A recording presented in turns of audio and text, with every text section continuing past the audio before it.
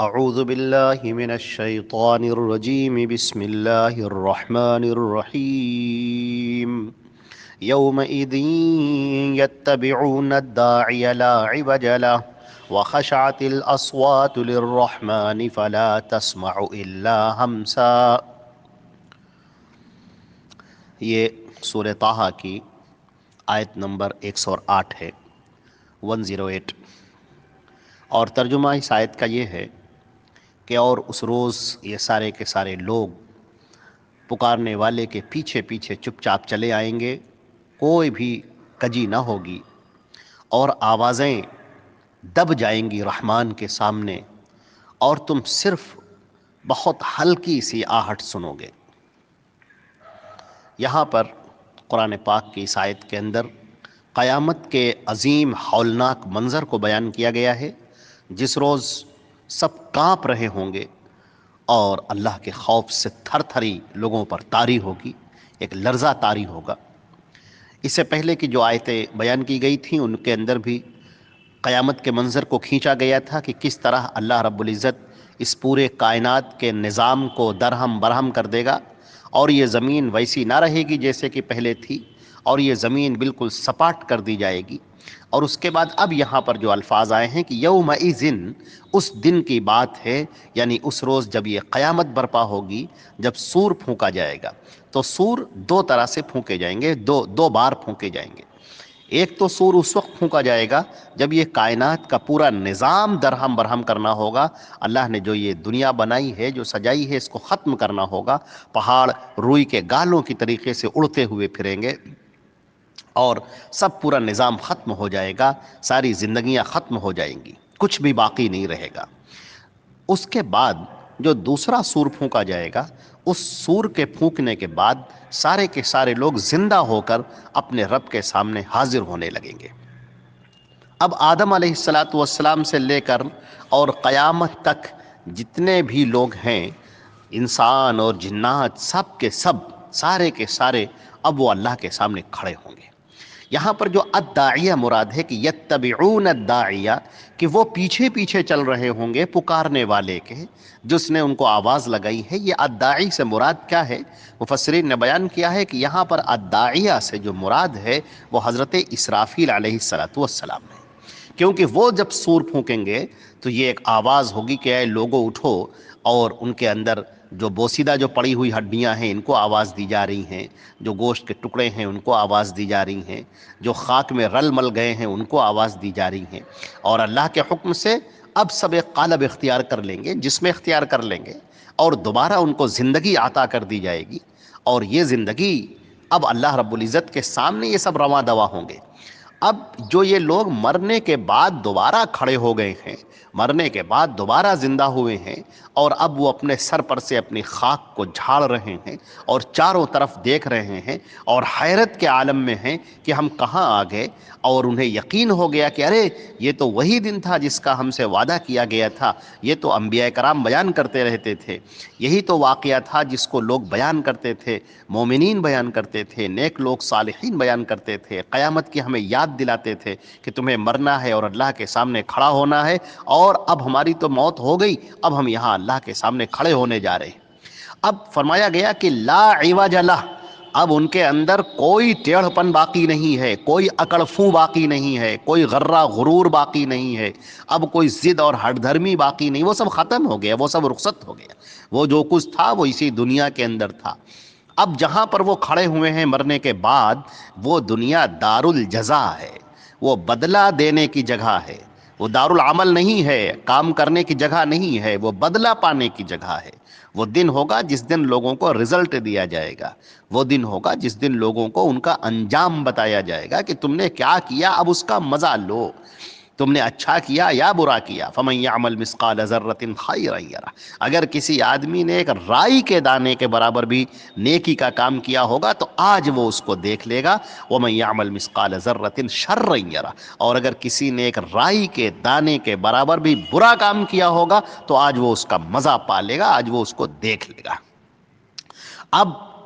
وہ آدمی جو دنیا کے اندر بڑا مغرور بنا پھرتا تھا، جس کے اندر بڑی اکڑ تھی، جس کے اندر بڑی ضد تھی، جو لوگوں پر حکومتیں کیا کرتا تھا، جو لوگوں پر ظلم اٹھایا کرتا تھا، جو یہ سمجھتا تھا کہ بس یہی دنیا میرے لیے سب کچھ ہے، آج اس کا معاملہ یہ ہوگا کہ وہ اللہ کے سامنے اب کھڑا ہوگا۔ اب یہاں یہ پوری انسانیت کھڑی ہوگی، آدم علیہ السلام سے لے کر اور قیامت تک کے لیے جتنے بھی انسان تھے سب کے سب کھڑے ہوں گے اور ایک لائن میں کھڑے ہوئے ہوں گے۔ اب اکڑفوں ختم ہو گئی، اب وہ بھاگے بھاگے پھر رہے ہیں، دوڑتے دوڑتے چل رہے ہیں، جہاں فرشتے ان کو پکار رہے ہیں وہیں پر چلے جا رہے ہیں۔ کہہ دیا گیا کہ یہاں کھڑے ہو جاؤ تو وہاں کھڑے ہو جائیں، کہہ وہاں پر کھڑے ہو جاؤ تو وہاں پر کھڑے ہیں۔ اب سب ختم ہو گیا، اب ان کے بدلہ پانے کا دن ہے۔ اب ان کے اوپر حسرت و یاس کا عالم طاری ہے، اب ان کے چہرے کالے پڑے ہوئے ہیں۔ انہیں معلوم ہے کہ ہم تو شرک کر کے آئے ہیں، ان کو معلوم ہے کہ ہم تو کفر کر کے آئے ہیں، ان کو معلوم ہے کہ ہم تو گناہوں کا ایک ڈھیر لے کر آئے ہیں، پہاڑ لے کر آئے ہیں گناہوں کے۔ ان کو معلوم ہے کہ ہم نے تو اللہ کو راضی کرنے والا کام کیا ہی نہیں، ہم تو اپنے نبی پر ایمان کبھی لائے نہیں، ہم تو ان کا انکار کرتے رہے اور زندگی ہماری تو ایسے ہی گزرتی رہی۔ فرمایا گیا کہ اب آج لا عوج لہ، آج ان کے اندر کوئی اکڑ باقی نہیں رہی، کوئی اکڑ فوں باقی نہیں رہی، آج اس کے اندر کوئی ٹیڑھپن باقی نہیں، چپ چاپ بڑے سیدھے چلے جا رہے ہیں، جدھر اللہ کا فرشتہ انہیں بلا رہا ہے چپ چاپ چلے جا رہے ہیں۔ وَخَشَعَتِ الْأَصْوَاتُ لِلرَّحْمَنِ، اور رحمان کے سامنے اللہ رب العزت کے اب حضور میں، اس کی بارگاہ میں آوازیں دب جائیں گی، اس کے رعب کی وجہ سے کسی کے اندر مجال نہیں ہوگی کہ وہ زور سے بول سکے۔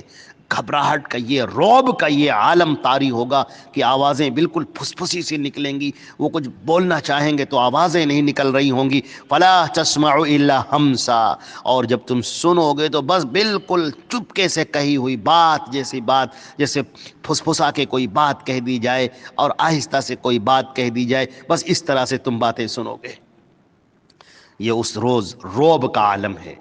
جس روز انبیاء کرام بھی پریشان ہوں گے، سارے لوگ پریشان ہوں گے، اللہ کا غضب اس قدر ہوگا، اس قدر اللہ رب العزت کا جلال ہوگا۔ اس وقت کا معاملہ یہ ہوگا کہ اللہ کے سامنے جانے کے لیے کوئی تیار نہیں ہوگا، انبیاء کرام بھی تیار نہیں ہوں گے۔ انشاءاللہ کل کی جو تفسیر ہوگی، اللہ نے چاہا تو اس کے اندر ہم اس کو بیان کریں گے، اس سے روایت کے حوالے سے، حدیثوں کے حوالے سے انشاءاللہ بیان کریں گے کہ مقام محمود جو ہے وہ اللہ کے پیارے رسول صلی اللہ علیہ وسلم کو حاصل ہے کہ جب کوئی سفارش کے لیے آگے نہیں بڑھ رہا ہوگا، اس وقت ہمارے پیارے رسول حضرت محمد مصطفیٰ صلی اللہ علیہ وسلم آگے بڑھیں گے اور وہ سجدے میں جا کر گر جائیں گے اور اللہ رب العزت سے سفارش کریں گے۔ تو اس روز، جس روز ایک ہیبت ناک عالم ہوگا، ایک ایسا منظر جو بالکل دہشت میں مبتلا کر دینے والا ہے